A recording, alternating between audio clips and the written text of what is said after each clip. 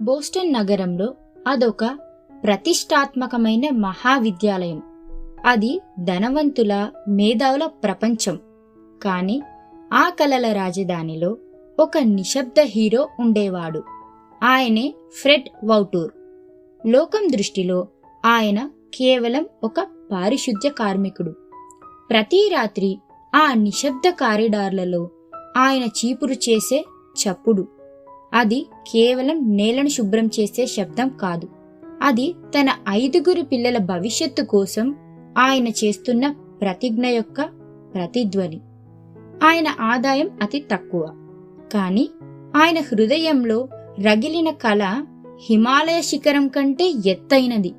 తన పిల్లలకు ఒక మహావిద్యాలయంలోనే అత్యున్నత విద్యను అందించటం. ఫ్రెడ్ వౌటూర్ జీవితం నిస్వార్థ త్యాగానికి ఒక అగ్ని పరీక్ష. ఆయన ఎన్నడూ విలాసాలకు పోలేదు.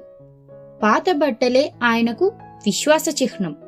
రుచికరమైన భోజనాన్ని కాదని కేవలం సాదాసీదా ఆహారాన్ని స్వీకరించేవారు. ఎందుకంటే ఆయన సంపాదించిన ప్రతి పైసా ఆయనకు డబ్బు కాదు, అది తన పిల్లల భవిష్యత్తు కోసం దాచిన పునాదిరాయి.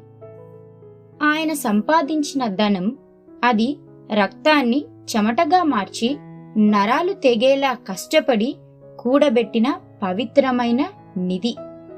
ఈ భయంకరమైన పొదుపు వెనక ఉన్న శక్తి ఒక గొప్ప తండ్రి ప్రేమ. నా పిల్లలు ప్రపంచంలో దేనికి తల వంచకూడదు, వారికి అవకాశం ఇవ్వాలి అనే మహోన్నత సంకల్పమే ఆయన్ని నడిపింది. ఆయన కష్టం, భార్య యొక్క సహకారం, అది లోకం చూడని ఒక నిశ్శబ్ద పోరాటం. ఆ పోరాటం ఎంత గొప్పదంటే కొన్నేళ్ల తరువాత ఆ అద్భుతం ఆవిష్కరణ అయ్యింది. ఆయన తన 5 పిల్లల ఫీజును మొత్తాన్ని ఒక్క అప్పు కూడా లేకుండా తన సొంత కష్టంతో చెల్లించారు. అత్యంత హృదయాన్ని తాకే విషయం ఏమిటంటే ఆ 5 పిల్లలు తండ్రి ప్రతి రాత్రి శుభ్రం చేసే అదే బోస్టన్ కాలేజీలో తమ చదువును పూర్తి చేశారు. తనను కేవలం ఒక పారిశుద్ధ్య కార్మికుడిగా చూసిన ప్రపంచానికి ఫ్రెడ్ వౌటూర్ ఒక చరిత్రను సృష్టించి చూపాడు. ధనం, హోదా గొప్పవి కావని, సంకల్ప బలమే నిజమైన సంపద అని నిరూపించాడు. ఫ్రెడ్ వౌటూర్ కథ మనకు ఇచ్చే అమూల్యమైన జీవిత పాఠం ఇదే. మనిషి యొక్క నిజమైన విలువ అతని ఉద్యోగం యొక్క హోదాలో లేదు, అతను జీవితంలో ఎంచుకున్న గొప్ప లక్ష్యం మరియు దానికోసం చూపిన కృషిలో ఉంటుంది.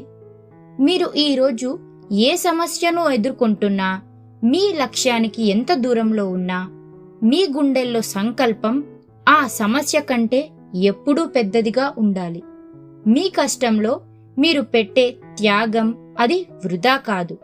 రేపు మీ ప్రియమైన వారికి ప్రపంచాన్ని జయించే శక్తిగా మారుతుంది. మీరు మీ అంతరాత్మలో విజయాన్ని నిర్ణయించుకుంటే లోకంలో ఏ అడ్డంకి మిమ్మల్ని ఆపలేదు. ఈ స్ఫూర్తిదాయకమైన కథనం మీపై ఎలాంటి ప్రభావం చూపింది? కామెంట్ బాక్స్లో మీ అభిప్రాయాన్ని, మీకు ప్రేరణనిచ్చిన విషయాన్ని మాతో పంచుకోండి. ఈ కథనాన్ని నలుగురికి తెలియజేయండి.